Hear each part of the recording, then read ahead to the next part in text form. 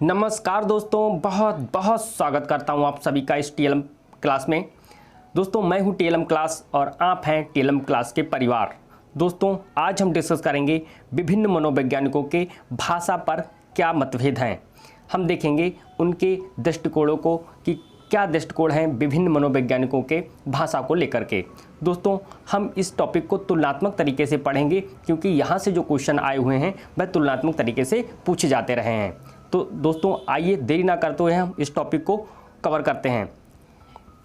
बात करेंगे, सबसे पहले हम बात करने वाले हैं स्किनर और पावलोव। स्किनर और पावलोव को दोस्तों हम क्या कहते हैं? व्यवहारवादी मनोवैज्ञानिक कहते हैं। दोस्तों व्यवहारवादी क्या होते हैं? व्यवहारवादी ऐसे वैज्ञानिक होते हैं जो बच्चे के व्यवहार को देख करके उनके मनोविज्ञान का पता लगाते हैं। ऐसे वैज्ञानिक क्या कहलाते हैं? व्यवहारवादी वैज्ञानिक कहलाते हैं।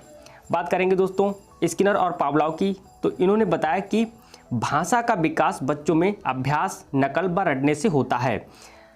स्किनर और पावलोव का मानना था कि यदि बच्चा भाषा को सीखने का बार बार प्रयास करेगा और अनुकरण करेगा तो वह भाषा को जल्दी सीख जाएगा।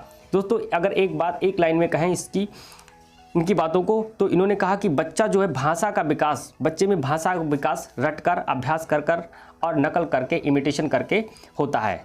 तो दोस्तों आई थिंक बात क्लियर हुई होगी। जैसे कि एक छोटा बच्चा होता है तो वह चीज़ों को अपने संपर्क में जो भी उसके चीज़ें आती हैं, जैसी भाषा, जैसे कल्चर होता है, वहाँ की चीज़ों को वह देख करके, सुन करके सीख जाता है। ये बात स्किनर और पावलोव द्वारा। आइए दोस्तों लेते हैं दूसरे मनोवैज्ञानिक को जो कि महानतम मनोवैज्ञानिक की श्रेणी में रखे जाते हैं, जीन पियाजे। दोस्तों जीन पियाजे का मत था कि भाषा जो है वह भाषा अन्य संज्ञानात्मक तंत्रों की भांति परिवेश के साथ अंतःक्रिया के माध्यम से विकसित होती है। बात करेंगे दोस्तों, संज्ञान का मतलब होता है समझ।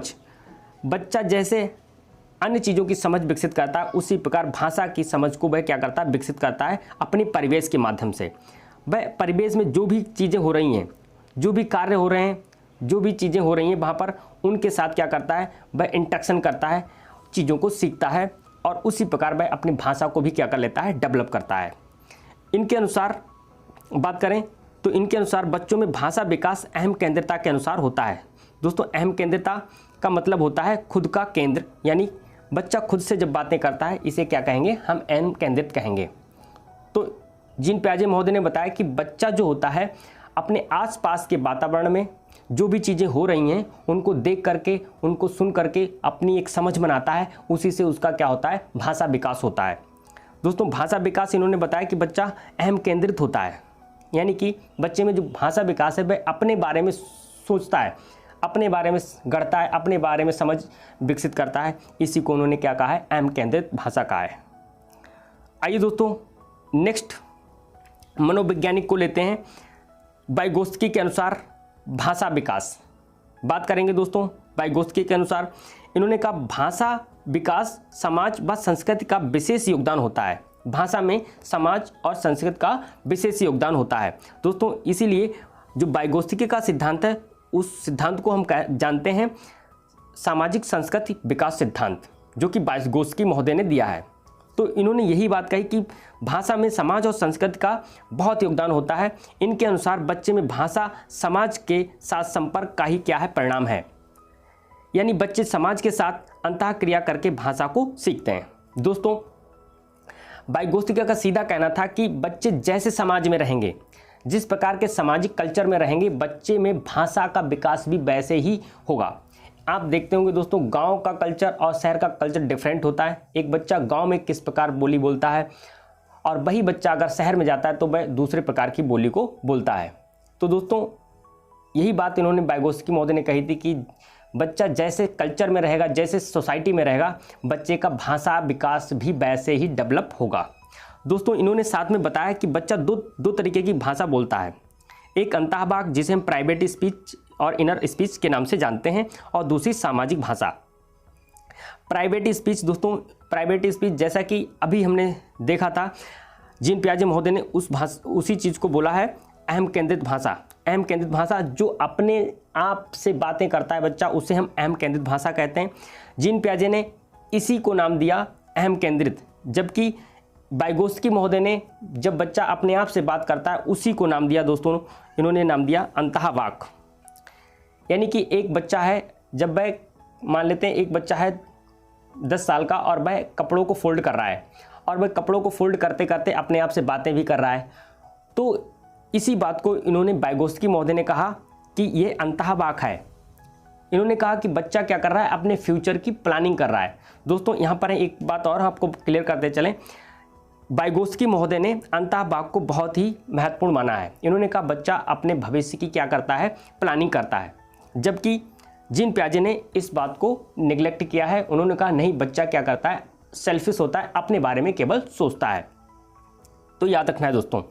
बात करेंगे सामाजिक भाषा की, तो दोस्तों सामाजिक भाषा की अगर बात करें तो सामाजिक भाषा जो बोलता है वह दूसरे लोगों के साथ, अपने समाज के साथ जो लैंग्वेज प्रयोग करी जाती है उसे सामाजिक भाषा कहते हैं। अपने दोस्तों के साथ, अपने अन्य परिवारजनों के साथ जब भाषा बोली जाती है वो दोस्तों इन्होंने बताया कि वो सामाजिक भाषा होती है। आई थिंक बात दोस्तों क्लियर हुई होंगी। आइए दोस्तों बात करेंगे हम आगे नोम चॉम्स्की के अनुसार भाषा विकास। दोस्तों बहुत ही मोस्ट इंपॉर्टेंट है, इन्होंने एक बहुत अच्छी बात बताई है। अगर इनके अनुसार बात करें भाषा विकास, तो इन्होंने कहा बच्चे में जन्मजात क्षमता होती है, भाषा की अर्जन की जन्मजात क्षमता होती है बच्चे में। भाषा को अर्जन की क्षमता कुछ निश्चित समय तक होती है। इन्होंने कहा जब बच्चा जन्म लेता है तो पहले से ही उसमें क्या होती, भाषा की अनुकरण करने की क्षमता होती है और वह कुछ निश्चित टाइम तक ही होती है। आइए बात करेंगे, इनके अनुसार बालक में भाषा अधिग्रहण यंत्र LAD होता है, जिसकी सहायता से वह किसी भाषा को तीव्रता से सीख पाते हैं। यह यंत्र हमारे दिमाग का भाग होता है जिसे निकाला या देखा नहीं जा सकता। बात करेंगे दोस्तों LAD की। इन्होंने कहा बच्चा जब जन्म लेता है तो उसके पहले ही दिमाग में क्या होता है, LAD होता है। LAD का मतलब दोस्तों होता है language acquisition device, language acquisition device LAD। तो दोस्तों ये सॉफ्टवेयर की तरह होता है जो हमारे दिमाग का ही पार्ट होता है और जिसे हम निकाल करके देख नहीं सकते।